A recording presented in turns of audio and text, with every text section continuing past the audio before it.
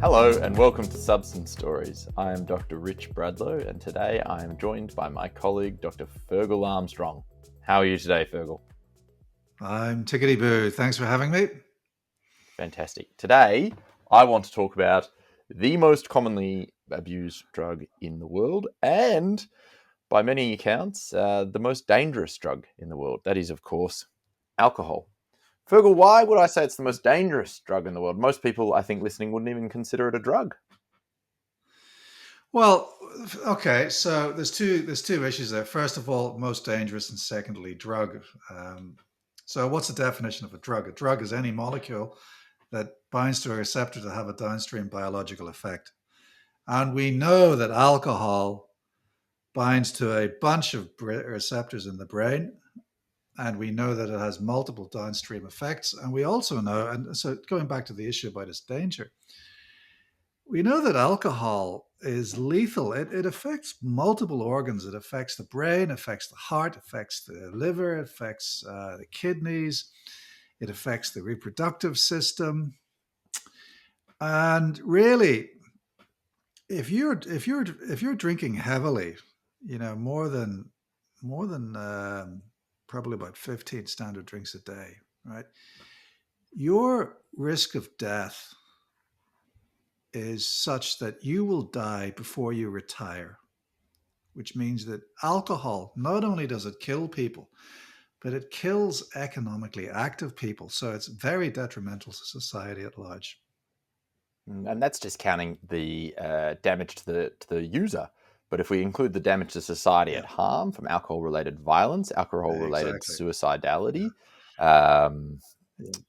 alcohol-related risky behavior like drunk driving, the damage to society is enormous. It's huge. Fergal, so alcohol, quickly, it works. It's a depressant. What we mean by that is it works by slowing down the brain. So the brain's main hormone that sort of communicates to slow us down is called GABA, and alcohol works on the GABA. So it's like you have more GABA in your system, so you slow down. So when people say depressant, people often think, it makes people depressed. Alcohol actually, incidentally, does make people depressed. But it actually does make people depressed. Yes. But that is not necessarily because it's a depressant. That's a sort of medical term for something that slows us down. And then a stimulant is something that speeds us up. And one of the things I think that when I talk to people, they're shocked by is that alcohol, when you withdraw from alcohol, it's one of the most dangerous drugs to withdraw from. And people die from alcohol withdrawal. Why is that the case, Fergal? Right. So let's just pick up from what you said about alcohol being a depressant. So we've all seen the depressant effect of alcohol. Someone intoxicated, barely able to talk, barely able to walk. And that can occur on one baby sham for someone who's really not, who's alcohol naive. So in the acute stages, alcohol is a depressant. But what happens if you chronically expose someone over long periods of time to the same depressant effect of alcohol? And the answer is that the brain decides, I've had enough of this. I'm going to stimulate myself. So the brain then increases its own stimulation by virtue of increasing a neurotransmitter called glutamate and also dopamine. So we then get to the point where the same amount of alcohol no longer causes the obvious intoxication effects, but there's a kind of a balance. There's a kind of a truce, a cold war, if you like, between the regular administration of alcohol and the brain's ability to maintain its own stimulation in the face of that alcohol. But it is dependent on higher than normal levels of stimulation by glutamate and dopamine. So then what happens when you stop drinking suddenly? Rather than gradually reducing, if you stop drinking suddenly, boom, the alcohol goes away, but you've got this unopposed stimulation from dopamine and glutamate. And that's when havoc occurs. If you have high levels of unopposed glutamate and dopamine, you get what we call the neuroexcitation of alcohol withdrawal, which is associated with your body systems going haywire, your pulse going up, your temperature going up, your blood pressure going up.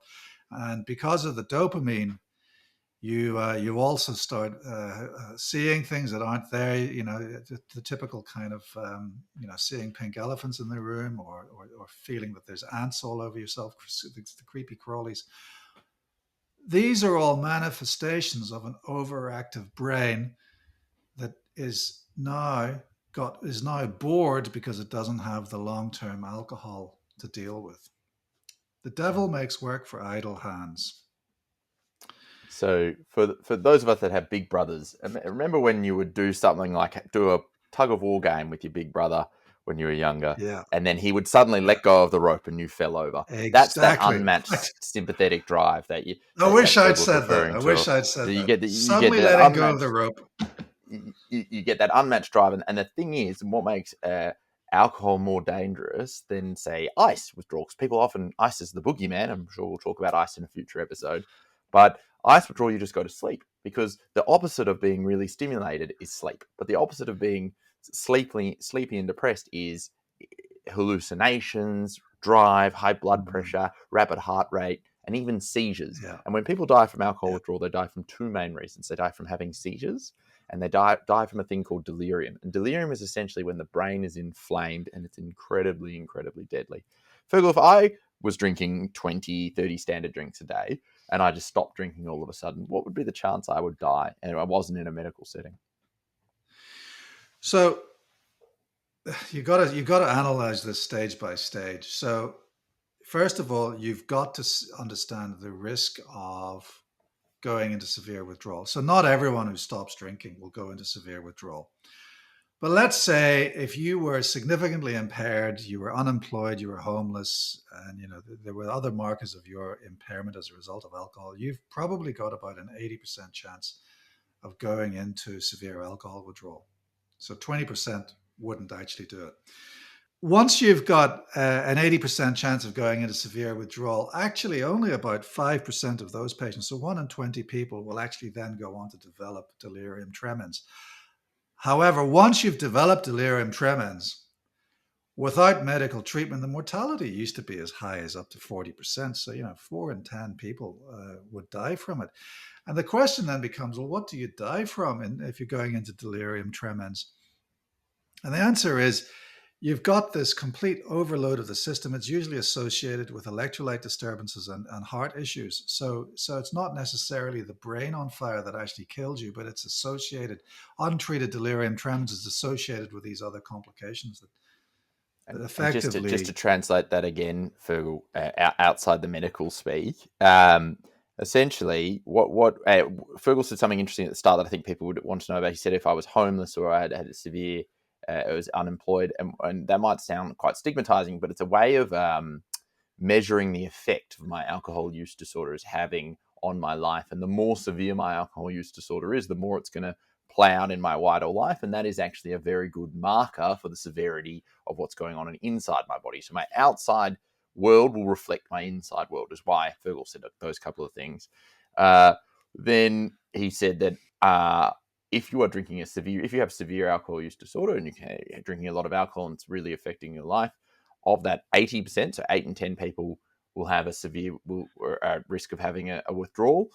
Of that, 5% of that 80%, so we're now talking 4% of people will are at risk of going into delirium tremens, and of that, 40% of that, so we're talking 1.5% 1%. of people would die. Yeah.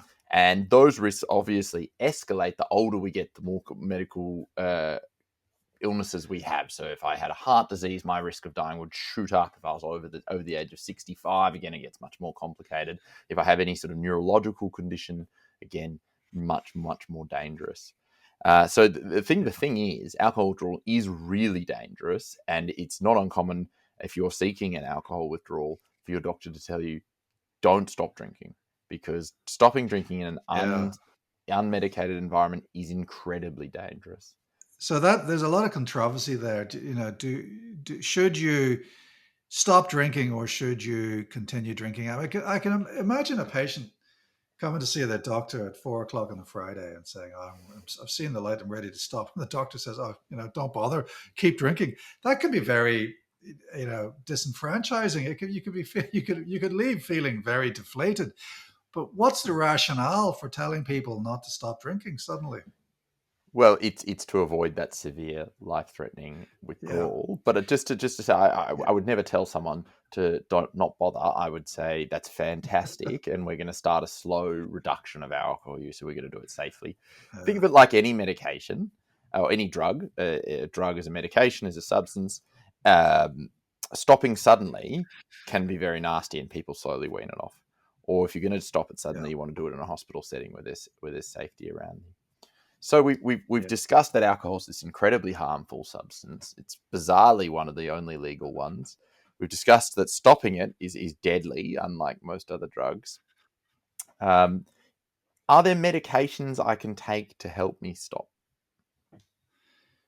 Well, yes, so the beauty of alcohol is that, or sorry, alcohol withdrawal management is that we have a wide range of medications that can actually help reduce that brain going on fire. The big brother letting go of the tug of war, and then the small younger brother fall into the heap.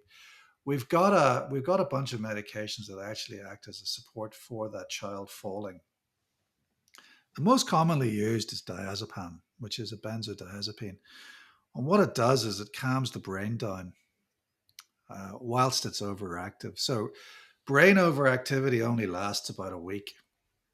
And so if you can calm the brain down for that week, you can then stop the benzodiazepine, the diazepam, for instance, after the brain is calmed down, and effectively you've reached a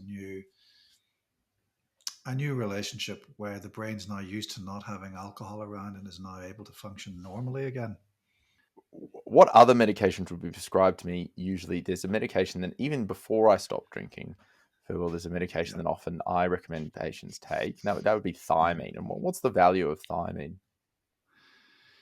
Yeah. So unfortunately, not only does alcohol cause all these brain disorders per se, but it also is associated with a deficiency in vitamin B1 called thiamine. And thiamine deficiency causes beriberi. Now, do you know the etymology of the word beriberi? Perhaps this is the wrong podcast for the etymology of the word beriberi. Oh no, I think not. I think this is perfect. I'm Okay. fascinated by the meaning of words. Right. So Jacobus Bontius was a 17th century Dutch physician in the East Indies, right? And he discovered he actually saw that some patients in Java were walking with an abnormal gait that was very clumsy, and it looked like a sheep's gait. And so in the local language, the word for sheep was berry berry. And so that's why berry is called berry berry, because part of the presentation is clumsiness of gait. And it took us until the 1930s to work out that actually that was due to thiamine deficiency. But so alcohol is associated with thiamine deficiency. And thiamine deficiency is very toxic to the brain. It destroys the brain both inside the skull, in the central nervous system, and it also has deleterious effects in our peripheral nervous system. And it also can knock off the heart as well. So, if you've got someone who's developing heart problems because they drink a lot, is it because of the direct toxicity of the alcohol, or is it the indirect toxicity from thiamine deficiency? So, yeah, thiamine. You need to start it. Yeah, and if you're going to drink a lot, then you probably need to be taking it every day. I recommend 100 milligrams 3 times a day. Yeah, I will. I have a more practical. I just say leave a jar of thiamine in front of your door, and every time you leave or enter your door, just have some thiamine. You can get Take a 100 tablets for ten take a pill. dollars from the internet or from big chain chemists, and that should last you a good couple of months. So it's well worth the price Sure. to not have brain damage. And then, of course, there are Yeah. medications you can take that help you stop drinking. So those are acamprosate and naltrexone. Yeah. Acamprosate helps with cravings, and naltrexone also helps with cravings and also makes the alcohol just a bit less fun to take. Doesn't make it Yeah. doesn't make it nasty to take, just it's a bit less pleasurable. Just takes the Uh, pleasure out of it, takes the fun out of it. but they are subtly acting. You have to prescribe 11 to 18 people either naltrexone or acamprosate for one of them to stop drinking. So it's not a huge action, but you don't know which one of those people is going to be the 11 to 18, and I always recommend my patients go on it. Give everyone the benefit of the doubt and expect a recovery for everyone. Absolutely. So look, that was our crash course in alcohol and alcohol addiction. Hopefully we've dispelled a couple That's of our the crash myths. course in Berry Berry. Yeah, Jacobus Bontius. I think if you take one thing away, remember Jacobus Bontius. Hopefully that dispelled some, hopefully that dispelled some of the myths around alcohol, and hopefully that helps people out there struggling with alcohol addiction or with a loved one with alcohol addiction some guiding hands. Don't stop immediately. Make sure you're taking thiamine. Seek help. Thank you very much for joining me, Fergal. This has been Substance Stories. I've been Dr. Rich Bradlow. Till next time.